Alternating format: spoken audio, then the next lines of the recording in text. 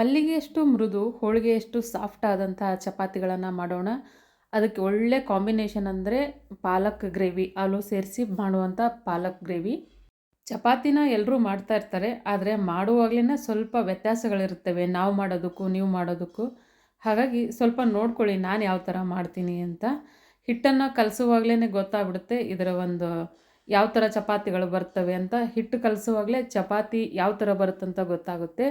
ಇದು ಒಂಥರ simple tasty gravy. ಇದು ಸಿಂಪಲ್ ಆಗಿರುತ್ತೆ, ತುಂಬ ಟೇಸ್ಟ್ ಆಗಿರುತ್ತೆ. ಚಪಾತಿ, ದೋಸೆ, ಇಡ್ಲಿ, ರೊಟ್ಟಿ ಎಲ್ಲದಕ್ಕೂ ಒಳ್ಳೆಯ ಕಾಂಬಿನೇಷನ್. ನೀವು ಯಾವ ಹಿಟ್ಟಿಂದಾದರೂ ಮಾಡ್ಬೋದು. ಅಂಗಡಿಯಿಂದ ತಂದಂಥ ಗೋಧಿ ಹಿಟ್ಟಾಗಿರ್ಬೋದು ಅಥವಾ ಮನೆಯಲ್ಲೇ ರೆಡಿ ಆದಂಥ ಗೋಧಿ ಹಿಟ್ಟಿಂದ ಮಾಡ್ಕೋಬೋದು.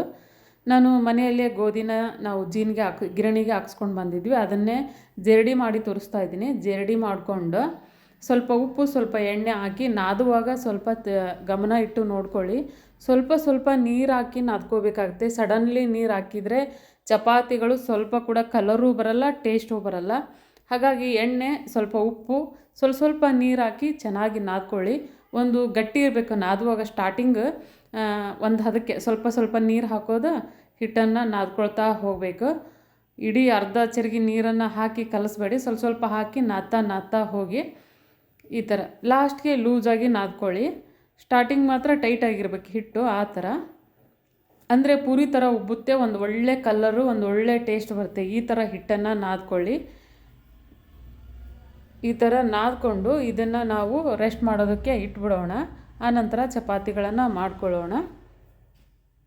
ಚಪಾತಿಯನ್ನು ತಿನ್ನಬೇಕು, ವಾರದಲ್ಲಿ 2 ದಿನ ಆದರೂ ತಿನ್ನಬೇಕು. ಆರೋಗ್ಯಕ್ಕೆ ತುಂಬ ಒಳ್ಳೆಯದಿದು. ಈ ಒಂದು ಕನ್ಸಿಸ್ಟೆನ್ಸಿಗಿದ್ದರೆ ಸಾಕಾಗುತ್ತೆ ಅಷ್ಟೇ. ಇವಾಗ ನಾನು ಅದನ್ನು ರೆಸ್ಟ್ಗೆ ಇಡ್ತಾ ಇದ್ದೀನಿ, ಅದು ನೆನ್ಕೊಳ್ಳಿ. ಈಗ ಅದಕ್ಕೆ ಒಳ್ಳೆ ಕಾಂಬಿನೇಷನ್ ಆಗಿ ಒಂದು ಗ್ರೇವಿ ಮಾಡ್ಕೊಳ್ಳೋಣ. ಒಂದು 10-12 ಖಾರ ಆಗಿರುವಂಥ ಹಸಿರುಮೆಣಸಿನ್ಕಾಯಿ, 1 ಈರುಳ್ಳಿ, ಸ್ವಲ್ಪ ಹಸಿ ಶುಂಠಿ ಸೇರಿಸ್ತಾ ಇದ್ದೀನಿ. ಇದನ್ನು ಹುರ್ಕೊಳ್ಳಿ ನೀವು. 1 ಟೊಮೆಟೊ ಕೂಡ ಹಾಕ್ತಾ ಇದ್ದೀನಿ ಇದಕ್ಕೆ. ಮೊದಲಿಗೆ ಆಯಿಲ್ ಹಾಕಬೇಡಿ, ಸ್ವಲ್ಪ ಅದು ಉರಿಲಿ, ಆನಂತರ ಆಯಿಲನ್ನು ಸೇರಿಸ್ಕೊಳ್ಳೋಣ. ದೊಡ್ಡದಾದಂಥ ಟೊಮೆಟೊವನ್ನು ಹೆಚ್ಚ್ತಾ ಇದ್ದೀನಿ ಸ್ವಲ್ಪ ನಾನು. ಈ ಥರ ಮತ್ತೆ ಒಳಗುಳ ಏನಾದರೂ ಇದ್ರೆ ಗೊತ್ತಾಗುತ್ತೆ. ಆಲೂಗಡ್ಡೆಯನ್ನು ಮೊದಲೇ ಬಾಯ್ಲ್ ಮಾಡಿ ಇಟ್ಟಿದ್ದೆ ನಾನು. ಆಲೂಗಡ್ಡೆಯನ್ನು ಜಾಸ್ತಿ ಬಾಯ್ಲ್ ಮಾಡಬೇಡಿ, ಮತ್ತು ಹಿಟ್ಟು ಥರ ಆಗಿ ಎಲ್ಲ ಗ್ರೇವಿ ಒಂದಿಗೆ ಸೇರಿಕೊಂಡು ಸ್ವಲ್ಪ ಕೂಡ ಟೇಸ್ಟ್ ಬರಲ್ಲ. ಅದು ಸ್ವಲ್ಪನೇ ಕುದ್ದಿದೆ ಅಂದ ತಕ್ಷಣ ಅದ್ರ ಮೇಗಳದ ಸಿಪ್ಪೆನ ತಕ್ಕೊಂಬಿಡಿ. ಇದು ಚೆನ್ನಾಗಿ ಬಾಯ್ಲ್ ಆಗಲೇಬಾರ್ದು, ಆ ಥರ ಆಫ್ ಬಾಯ್ಲ್ ಆದರೆ ಸಾಕಷ್ಟೇ. ಇವಾಗ ಹುರಿದಂತಹ ಮೆಣಸಿನ್ಕಾಯಿ, ಟೊಮೆಟೊ ಏನಿತ್ತಲ್ಲ ಅದನ್ನೇ ಈ ಜಾರ್ಗೆ ಹಾಕ್ತಾಯಿದ್ದೀನಿ. ಅದಕ್ಕೇ ಸ್ವಲ್ಪ ಒಣ ಕೊಬ್ಬರಿ, 3 ಗಡ್ಡೆಯಷ್ಟು ಬೆಳ್ಳುಳ್ಳಿ, 1 ಕಟ್ಟಷ್ಟು ಪಾಲಕನ್ನು ಸೇರಿಸ್ತಾ ಇದ್ದೀನಿ. ಸ್ವಲ್ಪ ಹಸಿ ಕೊತ್ತಂಬರಿ, ತೊಳೆದಂಥ ಹಸಿ ಕೊತ್ತಂಬರಿ, ಸ್ವಲ್ಪ ಉಪ್ಪು, ಇಷ್ಟೇ ಇದಕ್ಕೆ.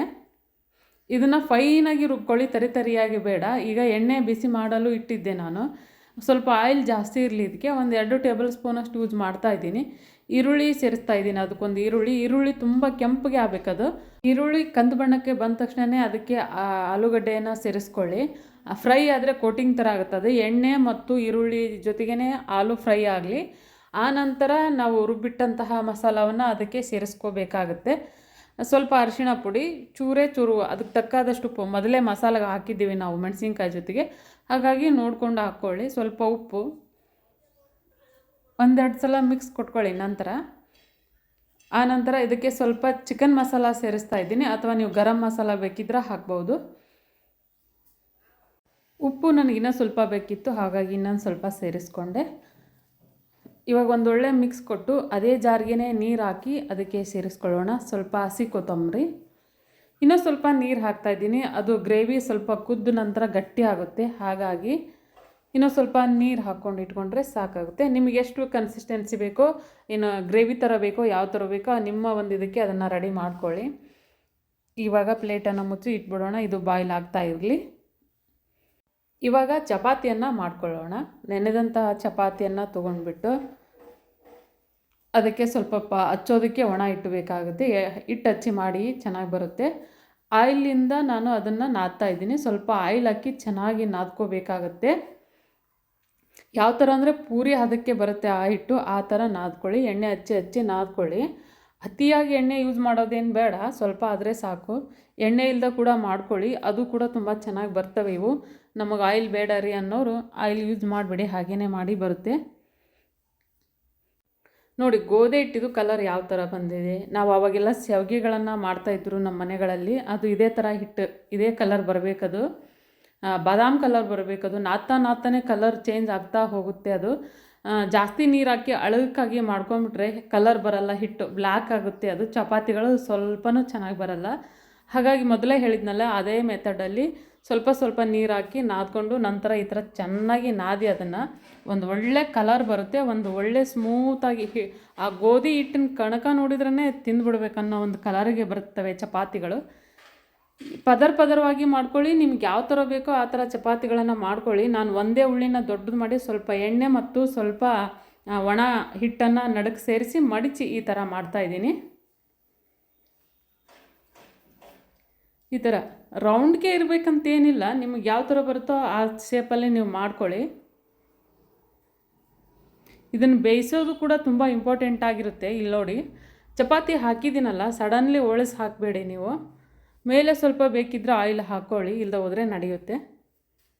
ಇಲ್ಲಿ ಬಬಲ್ಸ್ ಥರ ಬರುತ್ತೆ ನೋಡ್ಬೋದು, ಅದು ನೋಡಿ ಉಬ್ತಾ ಇದೆ ನೋಡಿ ಚಪಾತಿ. ಅದು ಆನಂತರನೇ ಒಳಸಿ ಹಾಕಬೇಕಾಗುತ್ತೆ ನೀವು. ಅದು ಬಬಲ್ಸ್ ಥರ ಸ್ವಲ್ಪ ಉಬ್ಬಿದ ಥರ ಅನಿಸಿದ ಮೇಲೆ ಒಳಸಾಕಿ ಆ ಒಂದು ಚುಚ್ಚುಗ ಅಥವಾ ಚಮಚ ಇರುತ್ತಲ್ಲ ಅದರ ಅಂಚನ್ನು ಸ್ವಲ್ಪ ಪ್ರೆಶ್ ಮಾಡಿ, ಅಂದರೆ ಸುತ್ತಲಿ ಕೂಡ ಬೇಯ್ಕೊಳ್ಳುತ್ತೆ ಅದು. ಈ ಥರ ಕಲರ್ ಬರುತ್ತೆ. ಅದು ಈ ಥರ ಕಲರ್ ಬರಬೇಕು ಚಪಾತಿಗೆ, ಕೆಂಪಿಗೆ ಅಲ್ಲಿ ಅಂದರೆ ಚೆನ್ನಾಗಿ ಬೇಯ್ದಿರುತ್ತೆ, ನೋಡೋಕ್ಕೂ ತುಂಬ ಚೆನ್ನಾಗಿರುತ್ತೆ ಅದು. ಇವಾಗ ಮತ್ತೆ ಸೆಂಟರ್ ಎಣ್ಣೆ ಹಚ್ಚೋದು, ಅದ್ರ ಮೇಲೆ ಡ್ರೈ ಪುಡಿ ಸೇರಿಸೋದು, ಸ್ವಲ್ಪ ಡ್ರೈ ಅದೇನು ಗೋಧಿ ಹಿಟ್ಟು ಇತ್ತಲ್ಲ ಅದನ್ನೇ ಸೆಂಟರ್ ಸೇರಿಸೋದು, ಮಡ್ಚೋದು, ಲಟ್ಸೋದು ಅಷ್ಟೇ.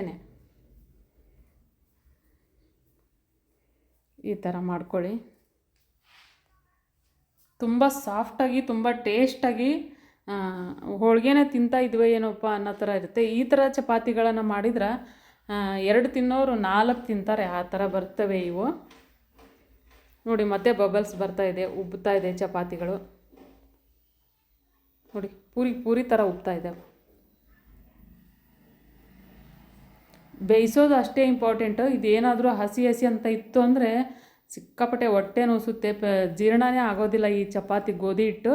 ಹಾಗಾಗಿ ಚೆನ್ನಾಗಿ ಬೇಯಿಸ್ಕೊಳ್ಳಿ. ಚಪಾತಿ ರೆಡಿ ಆಗ್ತಾಯಿದೆ. ಇಲ್ಲಿ ಗ್ರೇವಿ ಕೂಡ ಆಯಿಲ್ ಬಿಟ್ಕೊಂಡಿದ್ದೇನೆ ನೋಡಿ. ಈ ಥರ ಆಯಿಲ್ ರಿಲೀಸ್ ಆಗಬೇಕದು, ಅಂದ್ರೇ ಇದು ಚೆನ್ನಾಗಿ ಬೇಯ್ದಿದೆ ಅಂತ ಅರ್ಥ. ರೊಟ್ಟಿಗೆ ನಿಂಬು, ಈರುಳ್ಳಿ ಮತ್ತು ಸೌತೆಕಾಯಿ ಚಪಾತಿ ತಿಂತಾಯಿದ್ರೆ ಸೂಪರ್ ಆಗಿರುತ್ತೆ. ಒಂದು ಸಲ ಟ್ರೈ ಮಾಡಿ.